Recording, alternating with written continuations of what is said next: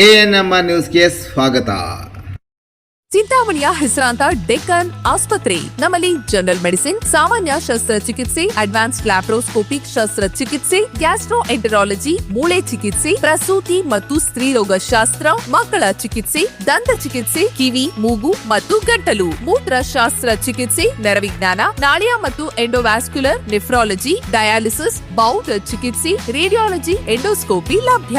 ಸೌಲಭ್ಯಗಳು: general ward, private ward, twin sharing ward, day care, ತುರ್ತು ward, 3 modular OT, step down ICU, ಜೊತೆಗೆ ಪ್ರಮುಖ ವಿಮಾ ಕಂಪನಿಗಳೊಂದಿಗೆ ನಗದು ರಹಿತ ಸೇವೆ ಲಭ್ಯ. ಪೊಲೀಸರ ಮೇಲೆ ಹಲ್ಲೆ. ನಾಗಾರ್ಜುನ ಕಾಲೇಜಿನ 3 ವಿದ್ಯಾರ್ಥಿಗಳ ಪೈಕಿ ಓರ್ವ ವಿದ್ಯಾರ್ಥಿ ಬಂಧನ.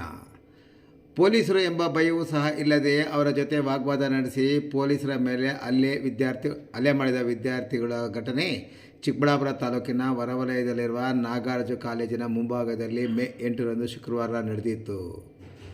ಬೈಕ್ಗಳನ್ನು ತಂದು ಕಾಲೇಜಿನವರೆಗೆ ನ್ಯೂಸೆನ್ಸ್ ಮಾಡುತ್ತಿದ್ದ ಸ್ಥಳಕ್ಕೆ ಎಂಟ್ರಿ ಕೊಟ್ಟಿದ್ದ ನಂದಿಗಿರಿಧಾಮದ ಪೊಲೀಸರು ವಿದ್ಯಾರ್ಥಿಗಳನ್ನು ಹತೋಟಿಗೆ ತರಲು ಪೊಲೀಸ್ ಭಾಷೆಯಲ್ಲಿ ಮಾತನಾಡಿದ್ದಾರೆ.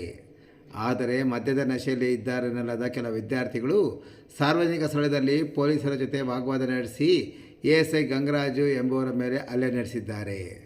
ಹಲ್ಲೆಯಿಂದ ನೆಲಕ್ಕೆ ಬಿದ್ದ ಅವರಿಗೆ ಸಣ್ಣ ಪುಟ್ಟ ಗಾಯಗಳಾಗಿವೆ. ತಕ್ಷಣ ಇತರೆ ಸಿಬ್ಬಂದಿಗಳು ವಿದ್ಯಾರ್ಥಿಗಳಿಂದ ತಪ್ಪಿಸಿ ಚಿಕ್ಕಬಳ್ಳಾಪುರ ಜಿಲ್ಲಾ ಆಸ್ಪತ್ರೆಗೆ ದಾಖಲು ಮಾಡಿ ಚಿಕಿತ್ಸೆ ಪಡೆದುಕೊಂಡಿದ್ದಾರೆ.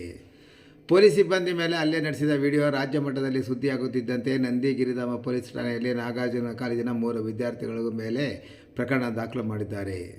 ತಕ್ಷಣವೇ ಕಾರ್ಯಪ್ರವೃತ್ತರಾದ ಪೊಲೀಸ್ ಇಲಾಖೆ ಪುಂಡಾಟ ಮೆರೆದ 3 ಪೈಕಿ ಓರ್ವ ವಿದ್ಯಾರ್ಥಿಯನ್ನು ಬಂಧಿಸಿ ನ್ಯಾಯಾಂಗ ಬಂಧನಕ್ಕೆ ಒಪ್ಪಿಸಲಾಗಿದೆ.